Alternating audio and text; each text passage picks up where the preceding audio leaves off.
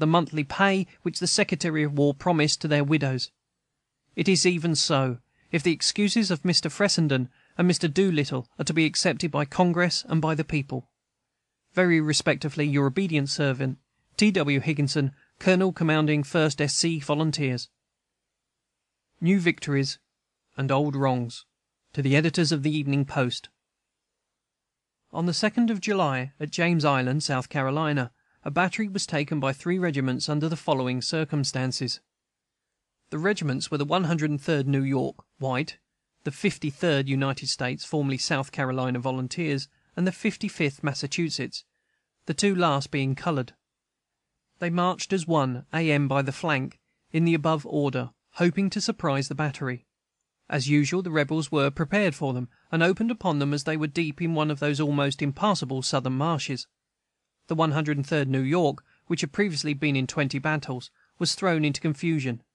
The 33rd United States did better, being behind. The 55th Massachusetts, being in the rear, did better still. All 3 formed in line when Colonel Hartwell, commanding the brigade, gave the order to retreat.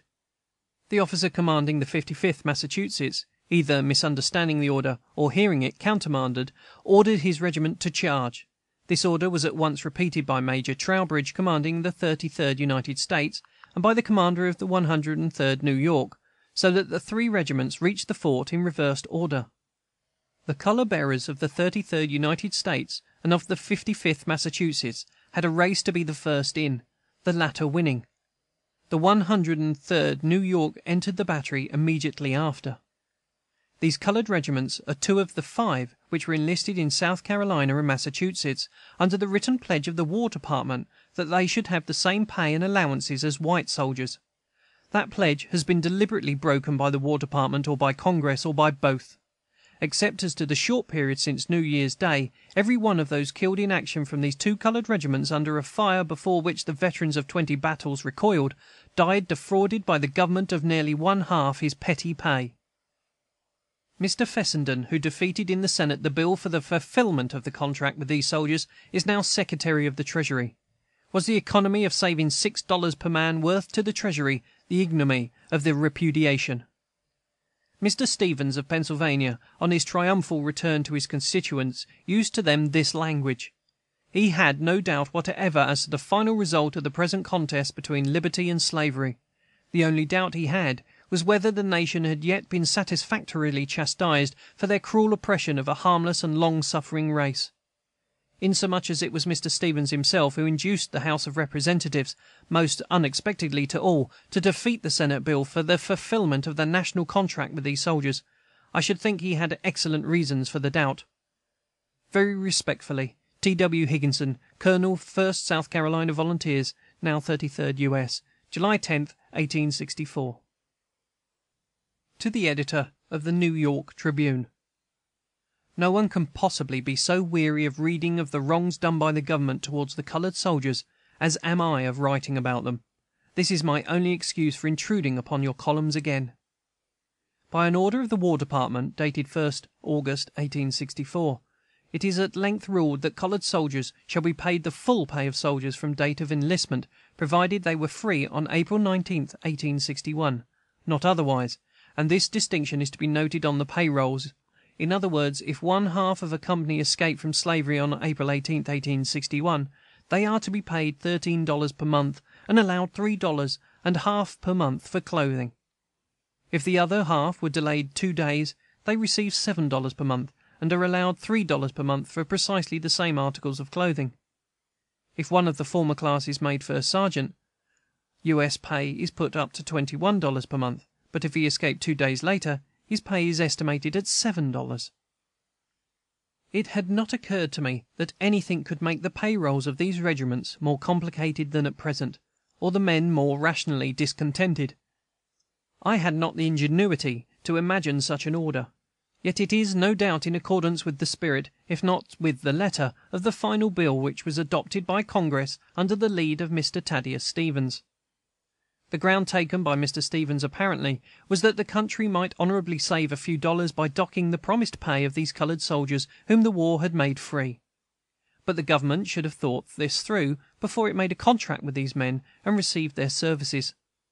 when the War Department instructed Brigadier General Saxton, August 25, 1862, to raise 5 regiments of negroes in South Carolina, it was known very well that the men so enlisted had only recently gained their freedom.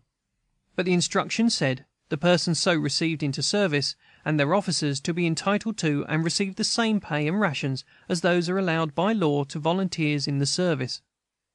Of this passage Mr. Solicitor Whiting wrote to me, "I have no hesitation in saying that the faith of the government was thereby pledged to every officer and soldier enlisted under that call." Where is that faith of the government now? The men who enlisted under the pledge were volunteers, every one. They did not get their freedom by enlisting, they had it already. They enlisted to serve the government, trusting to its honor. Now the nation turns upon them and says, "Your part of the contract is fulfilled, we have had your services. If you can show that you had previously been free for a certain length of time, we will fulfill the other side of the contract. If not, we repudiate it. Help yourselves if you can." In other words, a freedman, since April 19, 1861, has no rights which a white man is bound to respect. He is incapable of making a contract. No man is bound by a contract made with him. Any employer, following the example of the United States government, may make with him a written agreement, receive his services, and then withhold the wages. He has no motive to honest industry or to honesty of any kind. He is virtually a slave, and nothing else, to the end of time. Under this order, the greater part of the Massachusetts colored regiments will get their pay at last, and be able to take their wives and children out of the almshouses, to which, as Governor Andrew informs us, the gracious charity of the nation has consigned so many. For so much I am grateful. But towards my regiment, which has been in service and under fire months before a Northern colored soldier was recruited, the policy of repudiation has at last been officially adopted.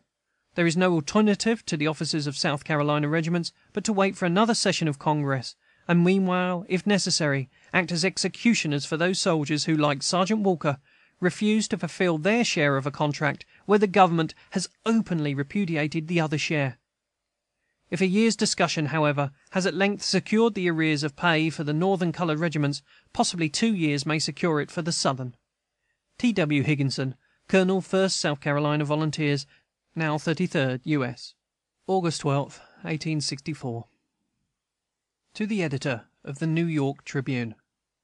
Sir, an impression seems to prevail in the newspapers that the lately published opinion of Attorney General Bates, dated in July last, at length secures justice to the colored soldiers in respect to arrears of pay. This impression is a mistake.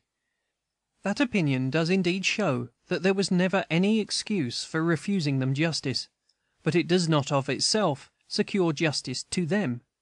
It logically covers the whole ground, and was doubtless intended to do so, but technically it can only apply to those soldiers who were free at the commencement of the war, for it was only about these that the Attorney General was officially consulted. Under this decision the Northern colored regiments have already got their arrears of pay, and those few members of the Southern regiments who were free on April 19, 1861. But in the South Carolina regiments this only increases the dissatisfaction among the remainder, who volunteered under the same pledge of full pay from the War Department, and who do not see how the question of their status at some antecedent period can affect an express contract. If in 1862 they were free enough to make a bargain with, they were certainly free enough to claim its fulfillment. The unfortunate decision of Mr. Solicitor Whiting, under which all our troubles arose, is indeed superseded by the reasoning of the Attorney General, but unhappily this does not remedy the evil which is already embodied in an act of Congress making the distinction between those who were and those who were not free on April 19, 1861. The question is whether those who were not free at the breaking out of the war are still to be defrauded, after the Attorney General has shown that there is no excuse for defrauding them. I call it defrauding because it is not a question of abstract justice, but of the fulfillment of an express contract.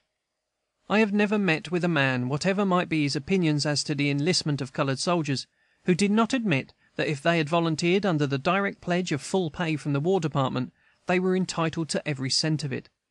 That these South Carolina regiments had such direct pledge is undoubted, for it still exists in writing, signed by the Secretary of War, and has never been disputed. It is, therefore, the plain duty of